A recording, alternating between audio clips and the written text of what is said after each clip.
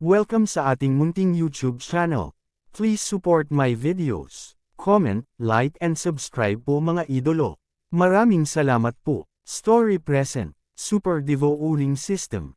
Kabanata 1521. May death hunting order si Chi Xuanyu, kaya hindi siya mawawala ni Ye Zuan. Hanggat gumaling ang kanyang kakayahan, mas malaki ang tsansa niyang mapatay siya. Tulad ng hinula ni Ye Zuan, si Chi Xuanyu ay babalik sa Death Abyss. Tinipon niya ang lahat ng eksperto dito para hanapin si Ye Zuan. Ang Death Abyss ay ang pinakadelikadong lugar sa Death Battlefield. Bukod dito, hindi ito ang dahilan kung bakit dito nanirahan si Chi Xuanyu. Ang kalaliman ng kamatayan ay napuno ng mga patay na nilalang, tulad ng mga naglalakad na bangkay at mga kalansay. Anumang buhay na nilalang na pumasok sa kalaliman ng kamatayan ay automatikong mabubuhay pagkatapos ng kamatayan. Kasabay nito, ang Death Abyss ay napuno ng mysterious death energy. Kung ang isang tao ay walang mga trick, kahit isang eksperto sa Samsara Realm ay maaaring mamatay pagkatapos manatili doon ng mahabang panahon. Gayunpaman, ito ay isang magandang lugar para kay Chi Xuanyu, na nagtataglay ng Eyes of Death. Dito, maaari niyang patuloy na tipunin ang kalooban ng kamatayan at maging mas malakas.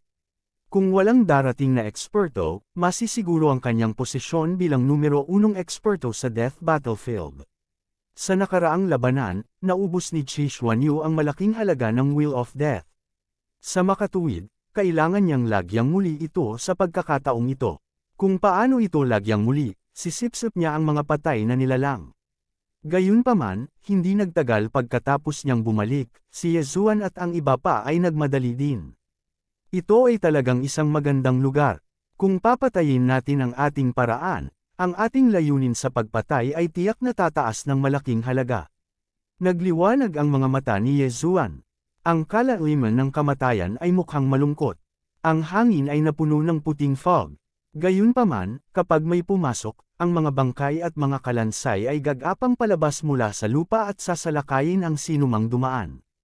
Ang mga bangkay at kalansay na ito ay pawang mga mandirigma na nakapasok sa kalaliman ng kamatayan ng walang anumang pagsasaalang-alang sa kanilang buhay.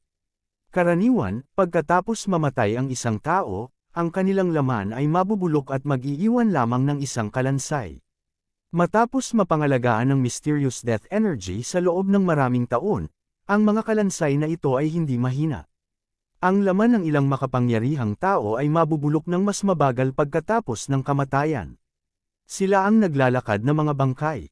Ang mga bangkay na ito ay karaniwang mas mahina kaysa sa mga kalansay, ngunit lahat sila ay magiging mga kalansay sa huli. Sa sandaling ito, natuklasan ni Ye Zuan ang halos 10 kalansay sa lugar kung saan dumaan ang kanyang Eyes of Revelation. Bukod dito, ang kanilang mga kaharian ay hindi mababa. Kabilang sa kanila, 3 ang nasa Samsara Realm. Ribs, bago ka naging Skeleton King, skeleton ka rin di ba? Hindi naiwasang magtanong ni Ye Zuan. Matapos marinig ito ng Skeleton King, bahagyang tumanggo siya, ngunit hindi siya lubos na sumang-ayon sa pangungusap na ito. Kaya ganyan, isa kang unggoy noong nabubuhay ka, at pagkatapos mong mamatay, naging puting buto ka. Nanatili ka malapit sa kakaibang mineral sa buong taon, kaya nag-mutate ka bilang Skeleton King. Naunawaan kaagad ni Ye Zuan. Ang Skeletal King ay isang heaven-reaching beast noong ito ay nabubuhay pa. Dahil dito kaya niyang nasupil ang Skeletal King. Hindi ba't may nagsabi na basta makuha natin ang White-Boned Golden Essence Jade, ang Skeleton Monarch ay muling mag-mutate at magiging Ghost Dome Great Emperor.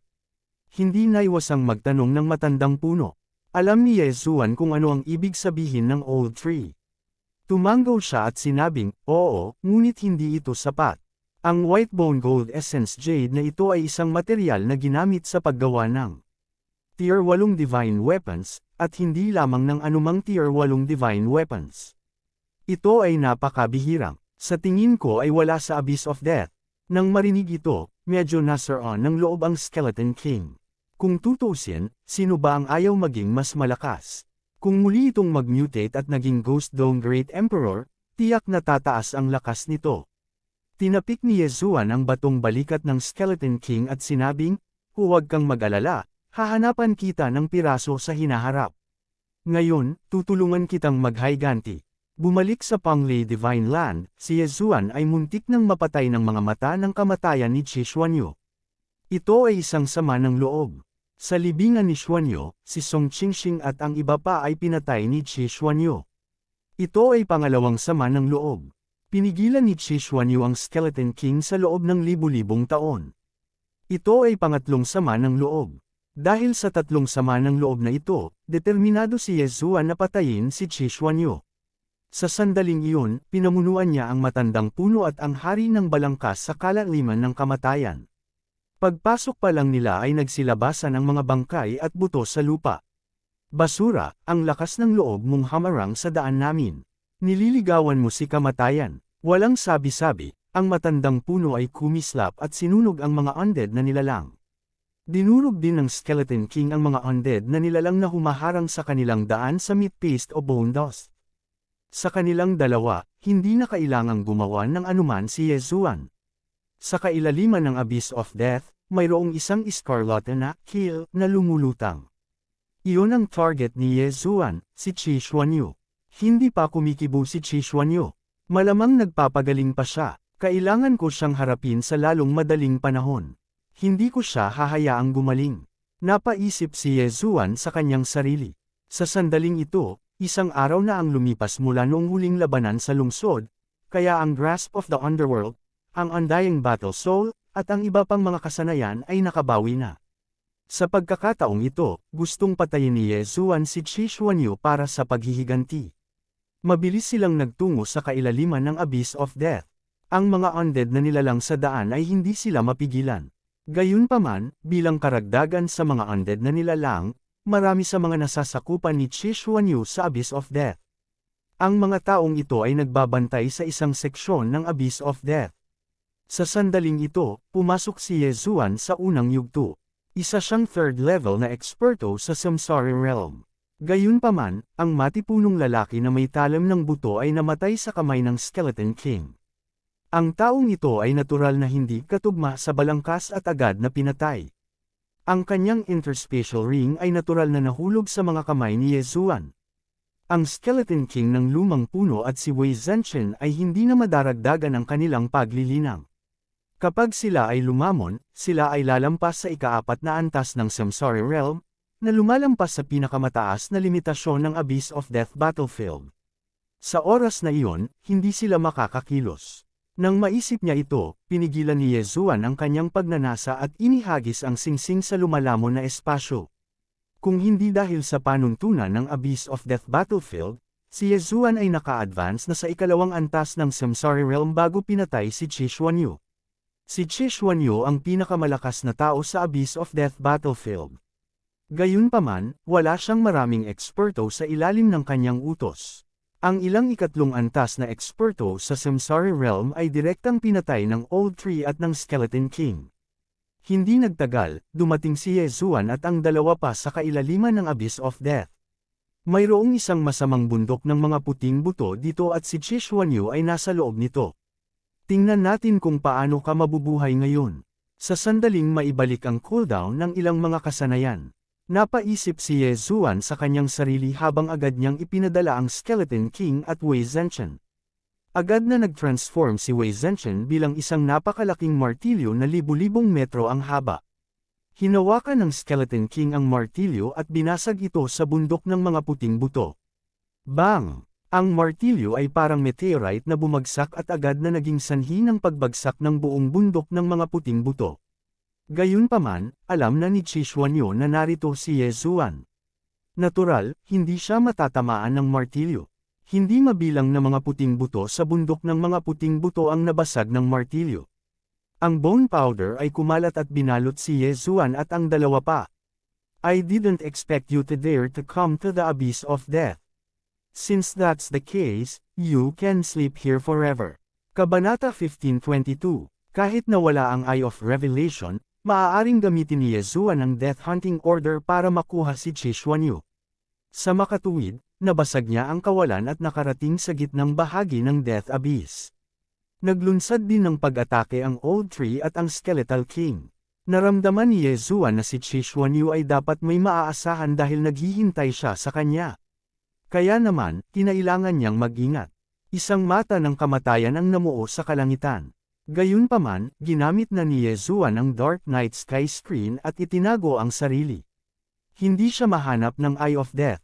Sa isang kisap mata, ang lumang puno at ang hari ng kalansay ay nagsimula ng makipaglaban kay Qi Xuanyu. Sa pagkakataong ito, ayaw nang mag-antala pa ni Qi Xuanyu at direktang gumamit ng malaking halaga ng Death Wheel. Ang mata ng kamatayan ay biglang tumalikod at dumapo sa isang bakanteng lupa. Pagkatapos, ang lupa ng Death Abyss ay nanginig at bumukas ang isang canyon. Anong nangyayari? Nagulat si Yezuan. Pagkatapos, naramdaman niya ang mga alon ng malalakas na aura. Napakalakas ng mga aura na ito kaya nagpapalpitate ang puso niya. Ikalimang antas Samsara Realm. Hindi, 6th level Samsara Realm. Panipi. Nagulat si Yezuan. Bumalik sa lungsod, binuhay ng Death Wheel ni Qi Xuanyu ang isang bangkay ng labanan sa 5th level Samsara Realm. Gayunpaman, mabilis itong hinarap. Ngayon, mayroong 6th level Samsara Realm battle corpses dito. Pinakamahalaga, mayroong higit sa isa sa kanila. Ito ay loko. Ito ba ay naaayon sa mga patakaran ng Death Abyss Battlefield? Hindi makapaniwala si Yezuan. Hindi pinayagan ng Death Abyss Battlefield na lumaban ang mga eksperto sa itaas ng 4th level Samsara Realm. Gayunpaman, ang mga ito ay mga patay na tao. Kaya naman, ang tatlong administrador ay tahimik na sumang-ayon na ito ay alinsunod sa mga patakaran. Hahaha, ang Death Abyss dati ay patuloy na binubuhay ang mga patay. I spent a lot of effort to seal them underground. Let's see how you're going to escape today. Ang tiwala na boses ni Qi Xuanyu ay umalangaw sa Death Abyss. Kasabay nito, pumasok din ito sa tenga ni Yezuan at ng iba pa. Walang magawang umiling si Yezuan. Tila hindi alam ni Qi Xuanyu kung ano ang kaya niya.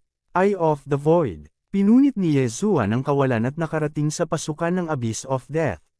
Binuhay ni Qi Xuanyu ang napakalakas na mga bangkay at kalansay ng labanan para lang mahanap si Yezuan. Naisip niya na ang mga kakayahan ni Yezuan ay katulad ng kanyang Bridge of Death, kung saan makakagalaw lamang siya sa maikling distansya. Hindi niya alam na ang distansya ng Eye of the Void ay lampas sa kanyang imahinasyon. Para naman sa Old Tree at Skeletal Monarch, nanatili sila sa Abyss of Death upang labanan ang mga nabuhay na muli na bangkay at kalansay. Hindi ko talaga alam kung saan kinukuha ng babaeng ito ang tiwala niya. Gusto niyang hulihin ang Young Master sa ganitong paraan. Namamatay ako sa kakatawa. Ang mapanuksong tawa ng Old Tree ay nahulog sa tainga ni Qi Xuanyu. Hindi naniwala si Qi Xuanyu. Kinokontrol niya ang mga bangkay ng labanan upang hanapin si Yezuan sa Death Abyss. Ngunit pagkatapos ng mahabang panahon na paghahanap, wala pa ring balita. Sa kabilang banda, ang Old Tree at ang Skeleton Emperor ay pumatay ng maraming bangkay at buto sa labanan. Nasaan siya? Nagulat si Qi Xuanyu. Natural na hindi niya alam na si Yezuan ay nanunood mula sa labas ng Abyss of Death. Kahit na ang Eye of Revelation ni Yezuan ay hindi nakakakita sa loob, maaari niyang ibahagi ang kanyang paningin sa Old Tree at Skeletal Monarch para mag-utos. Gayunpaman, sa ilalim ng pagkubkob ng napakaraming malalakas na puwersa ng labanan, ang Old Tree at ang Skeletal Monarch ay hindi napigil ang mapatay ng isang beses. Ding! Nabuhay na muli ang Ash Spirit. Ding! Nabuhay na muli ang Skeletal Monarch. Ding! Nabuhay na muli si Wei Zhenchen. Nang marinig ito, mabilis na nabasag ni Yezuan ang kawalan at pinapasok ang matandang puno at ang dalawa pa. Ngayon, naunawaan ni Qi Xuanyu na hindi niya kayang harapin si Yezuan at ang iba pa sa sarili niyang pamamaraan. Ano ang dapat kong gawin? Kinagat ni Qi Xuanyu ang kanyang mga ngipin. Sa sobrang galit niya ay sisibog na siya. Pinatay ng Old Tree ang kanyang kapatid na si Qi Tianroy. Paanong hindi siya makakapaghiganti? Nasa dulo na siya ng kanyang katalinuhan. Nagpatawag pa siya ng 6th level Samsara Realm Battle Corps. Sa napakaraming puwersa ng labanan, sapat na ito para lipulin ang buong Xuan Death Battlefield. Gayunpaman, wala silang magagawa kay Yezuan. Damn it, dapat nasa labas siya ng Abyss of Death. Nagmura si Qi Xuanyu sa kanyang puso. Ang mga bangkay ng labanan at puting buto na ito ay maaari lamang ipatawag mula sa kalaliman ng kamatayan. Kung hindi, nasakop na niya ang Xuan Death Battlefield. Gayunpaman, nagkamali si Qi Xuanyu sa pagkakataong ito. Ang mali niya sa pagkalkula ay hindi si Yezuan, kundi iba pa. Dagandong, habang inaatake ang lumang puno at ang skeletal monarch, ang lupa ng Abyss of Death ay biglang yumanig ng malakas. Ano ang nangyayari? Nagulat si Qi Xuanyu. Hindi niya ginamit ang kalooban ng kamatayan para muling mabuhay, at wala dapat sa ibaba doon. Bakit marahas na naman ang pagyanig ng lupa? Hindi lamang iyon, ngunit maging si Yezuan, na nasa labas ng Abyss of Death, ay naramdaman ang pagyanig ng lupa. Gamit ang ibinahaging pangitain ng Old Tree at ng Skeletal Monarch, nakita niya ang isang malaking figure na tumataas mula sa lambak na mabilis na nahati. Bone Dragon. Isa itong Bone Dragon. Ang Bone Dragon na ito ay napakalaki, at ang katawan nito ay malamang na higit sa 10,000 metro ang haba. Gayunpaman, dahil isang kalansay na lamang ang natitira, walang nakakaalam kung anong uri ng dragon ito noong ito ay nabubuhay pa. Pinakamahalaga, ano ang pinagmulan ng Bone Dragon na ito? Tiningnan ni Qi Xuanyu ang nakakatakot na malaking Bone Dragon at naramdaman ang pagbilis ng kanyang puso sa hindi malamang dahilan. Ang antas ng cultivation ng Bone Dragon na ito ay malamang na nalampasan ang ika-6 na antas ng Samsara Realm, o maging ang ika-7 o ika-8 antas. O ang ika-9 na antas ng Samsara Realm. Matapos lumitaw ang Bone Dragon, nagbago ang paligid. Ang mga bangkay ng labanan at puting buto ay orihinal na nasa ilalim ng kontrol ni Qi Xuanyu. Ngunit ngayon, lahat sila ay wala na sa kanyang kontrol. Anong nangyayari? Hindi ko sila makontrol. Nanlaki ang mata ni Qi Xuanyu. Nasa kanya ang Wheel of Death, ngunit hindi niya makontrol ang mga bangkay na ito. Pwede bang? Biglang may naisip si Qi Xuanyu. Nang matagpuan niya ang Abyss of Death, ito ay lubhang kakaiba. Anumang buhay na bagay na namatay sa kalaliman ng kamatayan ay bubuhayin muli at gumagala sa kalaliman ng kamatayan. Hindi kaya ang ganitong uri ng phenomenon ay dulot ng Bone Dragon na ito? Habang siya ay nabigla pa, ang malaking Bone Dragon ay biglang tumalikod at dalawang bola ng Wheel of the Wisps ang lumitaw sa walang laman na eye sockets nito. Pagkatapos, ibinaba nito ang mahabang buntot na puno ng hindi mabilang na mga spike. Bang! Ang katawan ni Qi Xuanyu ay natama ng buntot ng Bone Dragon, at ang kanyang katawan ay sumabog. Sumabog din ang puso niya sa mga sandaling ito. Patay! Ang eksenang ito ay nabigla sa Old Tree at sa Skeleton King. Si Qi Xuanyu, na wala silang magawa, ay napatay sa isang iglap. Ang kanyang puso ay sumabog, at kahit ang mahiwagang buhay na si Qi ay hindi ito mapagaling. Gayunpaman, naroon pa rin ang ulo ni Qi Xuanyu. Ding! Nabigo ang misyon ng paghihiganti. Isang system notification ang tumunog sa isip ni Yezuan. Sa isang iglap, nag-react si Yezuan at sumigaw, Old Tree, mabilis na alisin ang Eyes of Death. Ang mga tadyang ay maaakit ang atensyon ng Bone Dragon. Si Qi Xuanyu ang target ng kanyang revenge mission, ngunit ngayon na siya ay namatay sa kamay ng Bone Dragon, ang kanyang misyon ay hindi makumplito. Kabanata 1523, Dagandong. Nang marinig ang mga salita ni Yezuan, ang Skeletal King ay agad na umungal at sumugod, nilaslas ang Skeletal Dragon gamit ang kanyang espada. Kahit na ang slash na ito ay hindi nakalusot sa depensa ng Skeletal Dragon, nakuha nito ang atensyon nito. Whoosh whoosh whoosh. Ang Skeletal Dragon ay umiwas ng buntot at marahas na hinampas ang Skeletal King. Sa sumunod na sandali, sumabog ang Skeletal King. Sa kabutihang palad, mayroon siyang Immortal Phoenix Bloodline sa kanyang katawan, kaya ang itaas na bahagi ng katawan niya ay hindi masyadong napinsala at maaaring mabawi. Sinamantala ang pagkakataong ito, mabilis na sumilaw ang Old Tree at kinuha ang Eyes of Death ni Qi Xuanyu. Sa kasamaang palad, ang Universe Ring ni Qi Xuanyu ay nawasak ng buntot ng Skeletal Dragon at lahat ay sinipsip sa spatial crack. Bilang pinakamalakas na tao sa Xuan Death Battlefield, pinigilan ni Qi Xuanyu ang kanyang cultivation hanggang sa ikatlong antas ng Samsara Realm. Ang kanyang kayamanan ay malamang na walang cap-oris. Sa kasamaang palad, nawasak ito sa kamay ng Skeletal Dragon. Mabilis na kinuha ng matandang puno ang mata ng kamatayan, ngunit sa sandaling ito, biglang ibinaling ng Skeletal Dragon ang ulo at pinahaba ang mga kuko nito. Ang target nito ay ang Eyes of Death. Ang mga kuko ng Skeletal Dragon ay napakabilis at nahawakan ang lumang puno sa isang kisap mata. Gayunpaman, bago ito, nasira na ni Yezuan ang special na pinto at lumitaw. Kukunin ko. Naningkit ang mga mata ni Yezuan. Sa susunod na sandali, ang lumang puno ay inimbak sa planting space kasama ang dalawang mata ng kamatayan. Fair na, sa pagkakataong iyon, mabilis siyang umalis. Whoosh! Nagsara ang spatial door at sa wakas ay nag-react ang skeletal dragon. Nakakaawa din si Chixuanyu. Hindi lang siya nagtagumpay sa kanyang paghihiganti, ngunit ginaising din niya ang skeletal dragon na natutulog sa Death Abyss. Pagkatapos, hinagupit siya hanggang mamatay ng buntot ng skeletal dragon. Ang pinakamahalaga, pagkatapos ng kanyang kamatayan, ang Eyes of Death ay nahulog sa mga kamay ni Yezuan. Sa sandaling ito, nakabalik na si Yezuan sa pasukan ng Death Abyss. Napatingin siya sa malaking skeletal dragon sa harapan niya at hindi niya maiwasang kiligin. Tinansya niya na ang skeletal dragon ay nasa ika-9 na antas ng Samsara Realm. How dare he steal from a 9th level Samsara Realm expert? Siguradong pagod na siyang mabuhay. Pagkatapos ng lahat, siya ay nasa unang antas lamang ng Samsara Realm. Buti na lang at nakuha niya ang Death's Eye. Itong Asura's Eye ay napakabihirang. Hindi ko akalain na ako ang makakakuha nito.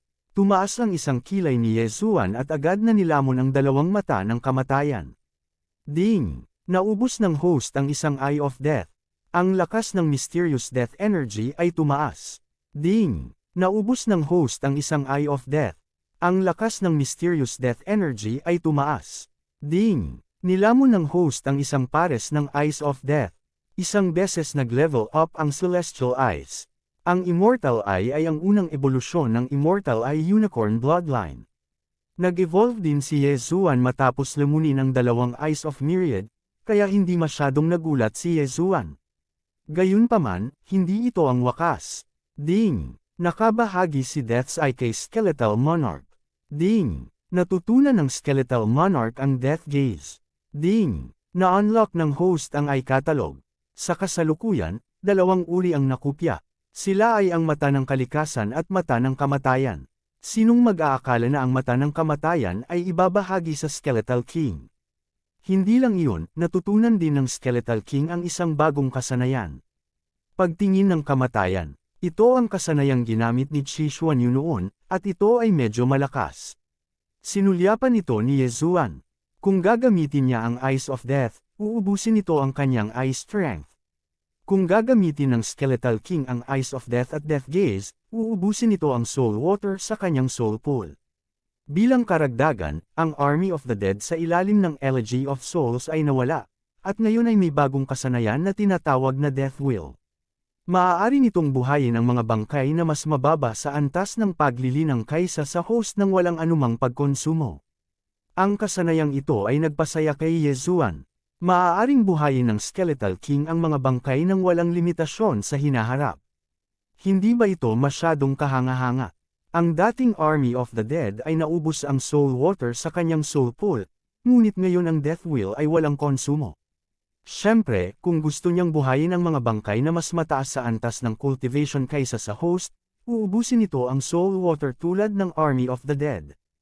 Amazing, this is really amazing. Hindi ako makapaniwalang nangyari ang ganitong pagbabago. Tuwang-tuwa si Yezuan. Pagkatapos, inilipat niya ang kanyang tingin sa pupil catalog at natuklasan na naitala nito ang Eye of Myriad Forms at ang Eye of Death. Ito ang dalawang uri ng mata na nilalamon niya hanggang ngayon. Hanggat siya ay lumamon ng isa pa, magkakaroon ng isang espesyal na gantimpala. Bagamat hindi niya alam kung ano ang magiging reward, basta ito ay reward, gusto ito ni Yezuan. Sa pagkakataong ito, ang Skeletal King ay sumailalim sa isang maliit na pagbabago, ngunit si Yezuan ay mayroon ding Eyes of Death. Sa sandaling iyon, hindi na siya makapaghintay na gamitin ito. Biglang, isang mata ng kamatayan ang lumitaw sa itaas ng kanyang ulo, na nabuo ng True Energy, ang Power of All Things, at ang Profound Death Energy. Gayunpaman, ang Eye of Death na ito ay hindi nag-imbak ng Death Will, at si Yezuan ay walang anumang mga kasanayan, kaya magagamit lamang niya ito para sa kasiyahan. Gayunpaman, nakalimutan niyang hindi ngayon ang oras para makipaglaro. Nako, nalaman ng Skeletal Dragon. Si Yezuan ay nag-scan gamit ang kanyang Eye of Revelation at nalaman na ang skeletal dragon ay lumingon upang tumingin sa kanya. Ang mga walang laman na butas ng mata na iyon ang nagpatindig sa kanyang balahibo. Fair na, bagamat walang pakialam si Yezuan kung ano ang skeletal dragon, hindi siya mapakali. Direkta niyang pinunit ang kawalan at naghanda na umalis sa mapanganib na lugar na ito. Gayunpaman, nang si Yezuan ay malapit. Nang dumaan sa walang laman na pinto, bigla niyang napagtanto na sa malayong kalangitan, isang malaking mata na may pamilyar na mga pattern ang nabuo. Sa pagkakataong ito ay ang mata ng kalikasan. Kasunod nito, lumitaw ang pangalawa at pangatlong mata ng myriad forms. 3 Eyes of Nature at 3 Manager. Nagulat si Yezuan. Ito ang unang pagkakataon na nakakita siya ng 3 mata ng kalikasan ng sabay. Mukhang narito ang 3 manager na ito para harapin ang skeletal dragon. Ang skeletal dragon na ito ay pinaghihinalaang nasa ika-9 na antas ng Samsara Realm. Hindi pa banggitin ang Profound Death Battlefield, maging ang Rotating Chakra Battlefield ay maaabala. Sa makatuwid, kinailangan muna nilang harapin ito upang maiwasan ang mga gulo sa hinaharap. Bago pa makapag-react si Yezuan, inatake ng 3 Eyes of Nature ang skeletal dragon. Bagamat hindi pa sila nakarating ng personal, ang lakas ng 3 manager na ito ay lubhang nakakabigla. Ang 3 mata ng kalikasan ay hindi gumagalaw, ngunit ang mga alon ng enerhiya ay binomba ang skeletal dragon. Ito ba ang lakas ng 3 manager na ito? Natatakot ako na kahit sino sa kanilang mga pag-atake ay maaaring makasira ng isang lungsod. Hindi napigilan ni Yezuan na lunukan ang kanyang laway. Sa kabutihang palad, ang pag-atake na ito ay hindi sinadya upang salakayin ang lungsod, ngunit upang patayin ang skeletal dragon na isang banta sa Profound Death Battlefield. Ang depensa ng skeletal dragon ay lubhang nakakabigla. Matapos bambahin ng 3 manager ay tuloy-tuloy lang ang pag-iling nito. Walang anumang bitek sa mga buto ng skeletal dragon. Lumipad ito patungo sa isa sa mga mata ng kalikasan at marahas na inindayog ang katawan, hinampas ang buntot ng dragon dito. Pang! Ang isa sa mga mata ng kalikasan ay bumagsak, ngunit ito ay nagbago sa isang kisap mata. Kabanata 15:24. Bang! Bang! Bang! 3 alon ng enerhiya ang umatake mula sa 3 magkakaibang direksyon, na naging sanhi ng panginginig ng ulo ng Bone Dragon. Pagkatapos ng ilang pag-ikot, lumitaw ang mga bitik sa ulo ng Bone Dragon. Ang nakakagulat ay ang Bone Dragon na ito ay talagang hindi tanga. Alam pa nito kung paano tumakas. Gayunpaman, mayroong 3 mga tagapamahala na naruroon. Saan kaya ito makakatakas? Ang 3 manager ay pangunahing gumala sa paligid ng Samsara Battlefield. Paminsan-minsan ay pumupunta sila sa Zuan Death Battlefield. Ang Samsara Battlefield ay higit sa 100 beses na mas malaki kaysa sa Zuan Death Battlefield. Karamihan sa kanila ay maaaring lumingon. Paano makakatakas ang Bone Dragon? Hindi nagtagal, sumabog ang ulo ng Bone Dragon sa mga nakakabaliw na pag-atake ng 3 manager. Bumagsak ito mula sa langit at bumagsak sa Death Abyss. Sa katunayan, gusto talaga ni Yezuan na agawin ang bangkay ng Bone Dragon. Kung kaya niyang lumunin ang Bone Dragon, magagawa niyang tumalon sa ilang antas. Gayunpaman, 2 sa 3 tagapamahala ay wala sa kampo ng Reincarnation Fox. Paano kung napatay siya agad? Matapos mamatay ang Bone Dragon, 3 pang mata ang nabuksan sa langit. Sa pagkakataong ito ay ang Reincarnation Eye. Tila ipinaalam na ng 3 manager ang 3 pinuno. Pagkatapos, 6 na figure ang nag-condensed at nagkaroon ng hugis. Bagaman hindi ko alam kung ano ang Bone Dragon noong nabubuhay pa ito, tinatansya ko na mahigit 30,000 taon na itong patay, sabi ng Reincarnation City Master. Kung ito ay nasa tuktok ng Samsara Realm pagkatapos ng kamatayan, tiyak na nasa Undead Realm ito noong ito ay nabubuhay pa. Paanong ang isang Undead Realm Dragon ay mamatay dito? Hindi ba ninyo alam na 2? Nagulat si Reincarnation Supremacy. Kung alam namin, hinati na namin ang Bone Dragon sa pagitan namin, sagot ng Reincarnation City Master. Kung gayon, paano natin haharapin itong Bone Dragon? Nagliwanag ang mga mata ni Reincarnation Supremacy. Ito ang Bone Dragon ng Undead Realm. Kung makukuha niya ito, maaaring makalusot siya sa Undead Realm. Sa sandaling ito, ang Reincarnation Fox, na tahimik, ay biglang tumingin sa Reincarnation City Master. Sila ay matalik na magkaibigan na magkasama ng higit sa 10,000 taon. Ang Reincarnation Supremacy ay lumitaw lamang sa loob ng ilang dekada. Sa makatuwid, natural na hindi nila ibabahagi ang Bone Dragon sa kanya. Pupunta kayong dalawa. Nag-react si Reincarnation Supremacy at gulat na sinabi. Gayunpaman, sa susunod na sandali, ang Reincarnation Fox at ang Reincarnation City Master ay sumalakay. Bang! Ang mata ng Reincarnation ay nagkahiwalay. Hindi lang iyon, nawasak din ang Eye of Myriad mula sa kampo ni Reincarnation Venerable. Pagkatapos ng lahat, sila ay bumangon kamakailan lamang, at ang kanilang lakas ay ang pinakamahina. Kung haharapin nila ang isa sa kanila, hindi sila mananalo, lalo pa ang dalawa sa kanila na nagtutulungan. Diretso silang binugbog to the point na wala na silang lakas para manlaban.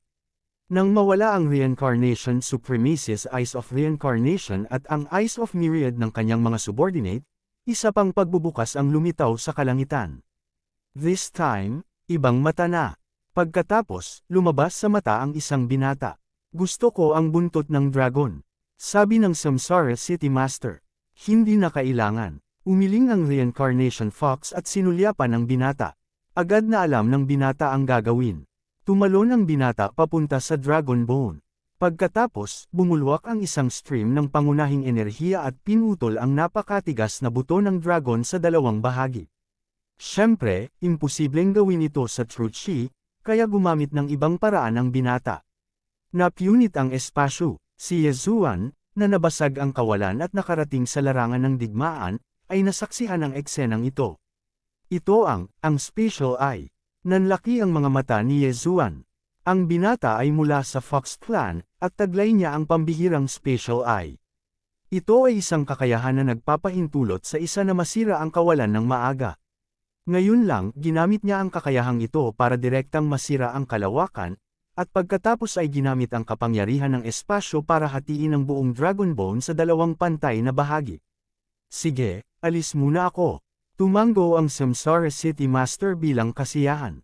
Pagkatapos niyang magsalita, inutusan niya ang kanyang subordinate, ang Eye of Myriad, na kunin ang kalahati ng Dragon Bone at umalis. Ang panig ng Reincarnation Fox ay mas simple. Sa pamamagitan ng binata na may Spatial Eye, kailangan lang nilang ilagay ang Dragon Bone sa kanilang interspatial ring at basagin ang kawalan para makabalik. Gayunpaman, ang Reincarnation Fox ay hindi nilayon na umalis ngayon. Ang nasa katanghaliang gulang na lalaki na may Spatial Eye of Myriad ay nagsabi na sa Reincarnation Fox kung ano ang nangyari dito.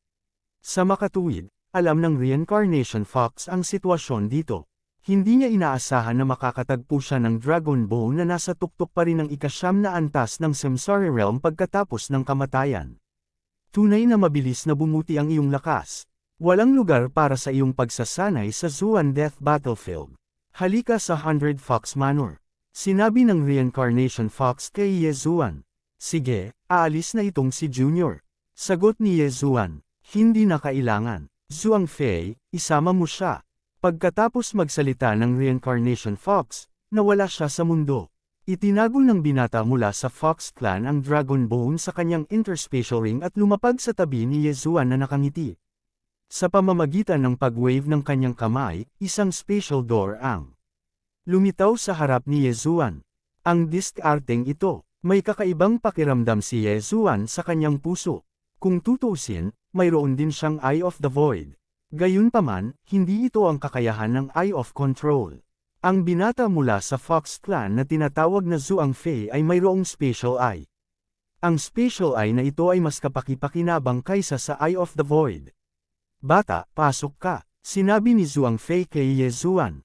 Oo, Senyor. Tumango si Yezuan at dumaan sa Spatial Door. Si Zhuang Fei ay mukhang isang binata, ngunit hindi siya maaaring maging ganoon kabata. Higit pa rito, ang kanyang lakas ay tinatayang nasa ika-8 antas ng Samsara Realm o maging sa ika-9 na antas. Sa anumang kaso, siya ay mas malakas kaysa sa kanya. Habang si Yezuan at ang Reincarnation Fox ay nag-uusap, ang Reincarnation Supremacy, na nawala ang kanyang Eye of Reincarnation, ay nagtantrum sa kanyang tirahan. Damn it! Kung nasa akin ang Dragon Bone, baka nakalusot na ako sa imperishable stage. Ang Reincarnation Supremacy ay bumulong sa pamamagitan ng pagngangalit ng mga ngipin, Reincarnation Fox, Reincarnation City Lord, paulit-ulit mo akong iniiwasan. Siguradong maghihiganti ako. Pagkatapos niyang magsalita, naglabas siya ng isang bagay na kasing laki ng hinlalaki mula sa kanyang interspatial ring. Ang maliit na bagay na ito ay mukhang isang lilang gagamba, ngunit mayroon itong isang pares ng mga pakpak. Ilang beses na kumikislap ang mga mata ni Reincarnation Supremacy bago niya itinapon sa langit ang maliit na purple spider at hinayaan itong umalis. Hintayin mo lang.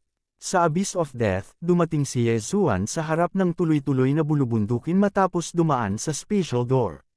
Sa sandaling dumaan siya, naramdaman niya ang napakalaking halaga ng Yuan Shi. Ang 100 Fox Manor ay itinayo sa bulubunduking ito. Kaya ito ang 100 Fox Manor. Hindi napigilan ni Yezuan na lunukan ang kanyang laway. Agad niyang pinakawalan si Luoluo at ang iba pa. Kahit na ang Old Tree at ang Skeletal King ay malakas, hindi sila sapat na malakas sa 100 Fox Manor. Pumasok ka. Biglang umalangaw ang boses ni Zhuang Fei. Lumingon si Yezuan at ang iba pa upang tumingin, para lamang matuklasan na si Zhuang Fei ay nagbukas ng isa pang spatial na pinto at pumasok. Kabanata 1525. Tatlo lang ang salita sa pintuan ng palasyo. Reincarnation Palace. Pagkatapos, idinagdag ni Zhuang Fei, nasa loob ang Villa Master. Maaari kang pumasok. Pagkasabi noon ay lumipad na siya paalis sa lugar na ito. Hulaan ni Yezuan na sila ay nasa kailaliman ng 100 Fox Manor. Tutal, nandito ang Villa Master. Luoluo, buksan mo ang pinto. Sabi ni Yezuan kay Luoluo. Okay, masunarang tumanggo si Luoluo. Pagkatapos, naglakad siya pasulong at binuksan ang pinto ng Reincarnation Palace. Gayunpaman, bago pa mahawakan ng kanyang maliit na kamay ang pinto, bumukas ang pinto ng mag-isa. Tumingin si Yezuan at ang iba pa at nakita ang isang puting figure sa palasyo. Isa itong nine-tailed fox na may kulay abong balahibo. Bago pa siya makatalikod, biglang kumulo ang dugo sa katawan ni Luoluo. Ang bloodline ko. Nanlaki ang mga mata ni Luoluo. Kumukulo ang kanyang bloodline dahil sa kulay abong nine-tailed fox sa kanyang harapan. Isa itong bloodline connection. Nagulat si Yezuan at ang iba pa. Si Luoluo ay ipinanganak sa Silverwing City ng Sunflame Sacred Dynasty sa pangunahing kontinente ng Bloodstone Continent. Paano siya magkakaroon ng bloodline connection sa taong ito? Sa oras na ito, nahulaan din ni Yezuan na ang kulay abong nine-tailed fox na ito ay ang Villa Master ng 100 Fox Manor, ang Reincarnation Fox.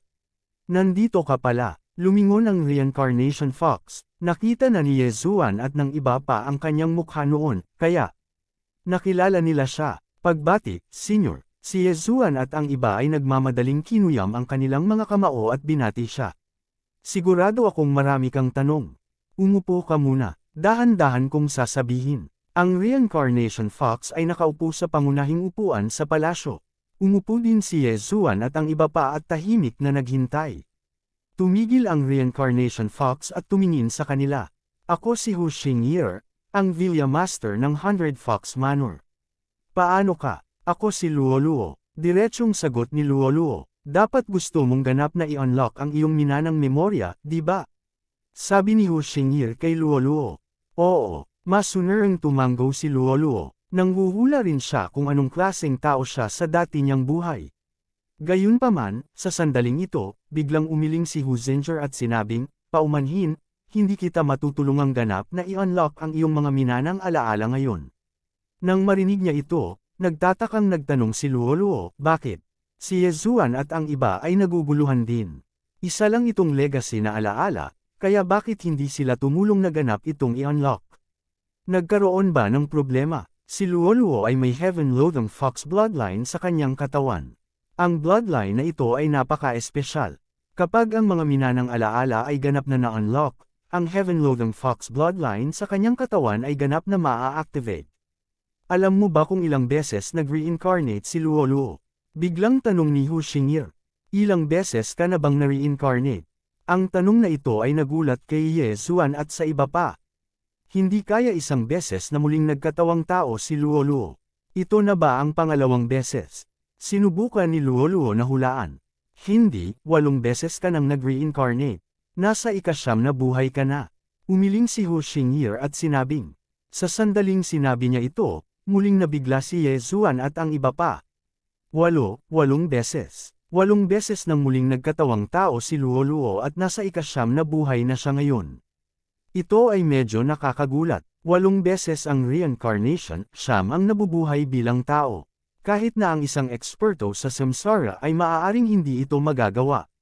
Pagkatapos ng lahat, ang unang reinkarnasyon ay mas madali, ngunit ang pangalawang reinkarnasyon ay magiging mas mahirap kaysa sa una, at iba pa. Ang isang ordinaryong tao ay muling magkakatawang tao ng hindi hihigit sa 3 beses. Sa ika-4 na pagkakataon, may posibilidad na ang reincarnation ay mabibigo at mawala sa mundo, lalo pa si Luoluo na 8 beses nang muling nagkatawang tao. Higit pa rito, ang pinakamahalagang bagay ay na pagkatapos ng reinkarnasyon, ang isang tao ay hindi mais-isilang na muli kaagad. Sa halip, ang isang tao ay gumagala sa pagitan ng langit at lupa, naghihintay ng tamang panahon upang muling ipanganak. Ang prosesong ito ay maaaring tumagal ng 1 araw, 10 araw, 1 buwan, 1 taon, o kahit na ilang dekada. 8 beses na akong nag-reincarnate. Hindi nang ahas na paniwalaan ito ni Luoluo. 17 taong gulang pa lamang siya, ngunit alam niyang 9 na ang nabuhay niya. Ito ay hindi isang bagay na maaaring tanggapin ng isang ordinaryong tao. Ang Heaven-Loathing Fox bloodline sa iyong katawan ay pinilit kang muling magkatawang tao bago ang edad na 18. Ito ay dahil kapag ikaw ay naging 18, sasalubungin mo ang isang malakas na makalangit na kapigatian. Tumango si Hu Xingye. Heaven-Loathing Fox bloodline, makalangit na kapigatian. Natigilan muli si Luoluo. Gayunpaman, agad na nag-react si Ye Zuan. No wonder it is called the Heaven-Loathing Fox bloodline. Hindi ba ito kinukonsinti ng langit? Tama, ang bloodline ni Luoluo ay ang pinakamakapangyarihang bloodline sa 100 Fox Manor. Kahit ako ay nahihiya sa aking kababaan. At saka, sa tuwing magre-reincarnate siya, pananatilihin niya ang Heaven-Loathing Fox bloodline. Kahit na siya ay ipanganak na muli sa isang katawan ng tao, siya ay magmumot at muling maa-activate. Sagot ni Hu Xingye. Nang marinig ang kanyang mga salita, tila napakalakas ng makalangit na kapigatian. Hindi bababasa, ito ay isang bagay na hindi makayanan ni Luoluo. Kung ganoon, sa tuwing magiging 18 si Luoluo, kailangan niyang harapin ang makalangit na kapigatian. Pagkatapos, ang kanyang kaluluwa ay mawawasak at siya ay muling magkakatawang tao. Sabi ni Ye Zuan na nakakunot ang noo. Sa kanyang unang reinkarnasyon, ako ay malubhang nasugatan upang maprotektahan siya.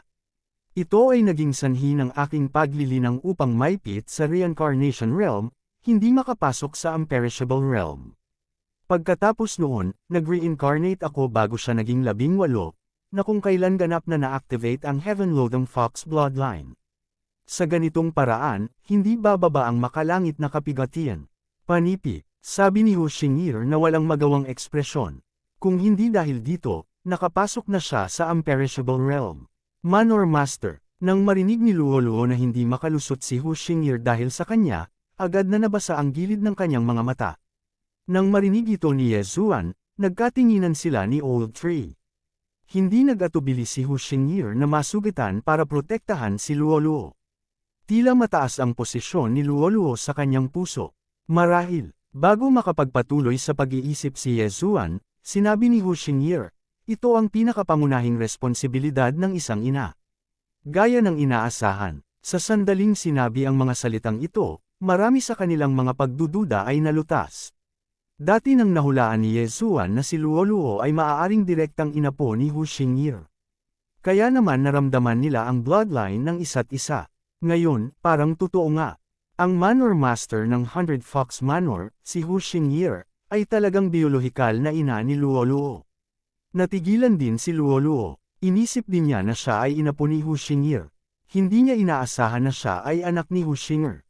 Ang iyong mga minanang alaala mula sa iyong nakaraang 8 buhay ay hindi na-activate, kaya normal na hindi mo alam, sabi ni Hu Xingye.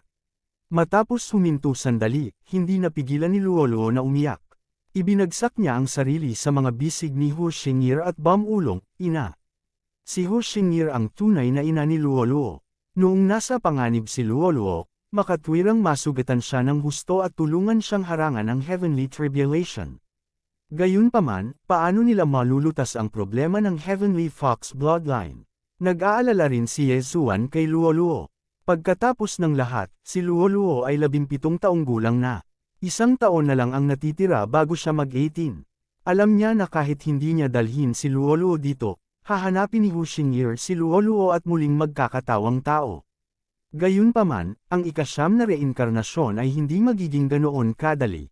Senyor, maaari bang masugpo ang Heavenly Fox bloodline ni Luoluo?